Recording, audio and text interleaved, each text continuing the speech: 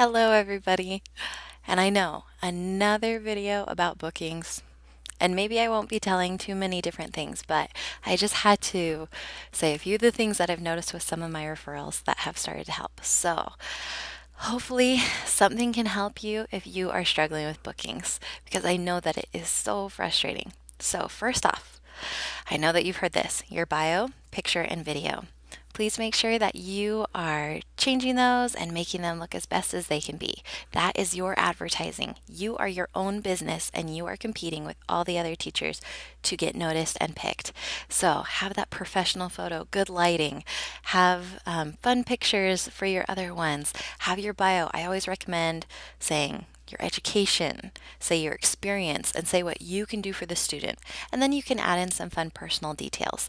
But that's what the parents are looking at first, and they're looking through so many. So make sure that you have that. And there's lots of videos kind of detailing that.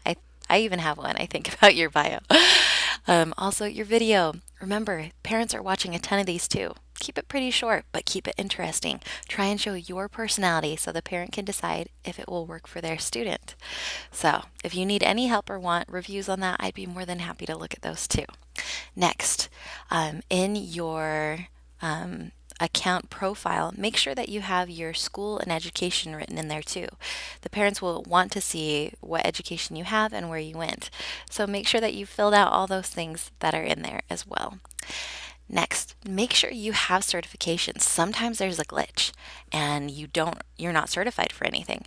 So you can check that on the home page in your portal. Go to home. You can also check it on your app under certifications. And so make sure that you have trial certifications or level two or the upper levels or whatever you have been certified for. Make sure that those are showing up because if they're not there, you're not showing up to be booked. So you may think that you are, and the parents cannot even see you. So check to make sure those are there. And if not, send in a ticket. Next, open during those peak times. I know some people are like, I only want to work at night, but sometimes it takes a while to be able to find the students that will allow you to do that. So look for those peak times and fill out as many as you can. You can try and do the overnights, which peak times are all night long on Friday and Saturday evenings. But the more of those that you open, that's when it's the busiest. Next, open as much as you can. Now, once you start getting booked, start scaling back or else you may burn yourself out. So be careful with that. But the more time you have open, the more time that parents can book you. Next, the 24-hour function. This is one way where last minute trials or parents can book you as well. But be careful. If you go to bed, make sure you set your alarm to check. It can be booked up until an hour before, and trials can change basically right into the minute. So make sure that you are checking on these things. Um, and sometimes I'll just turn it off before I go to bed so then it doesn't become an issue because you don't want a teacher no show. So be careful with that function, but it can be a great way to get bookings as well.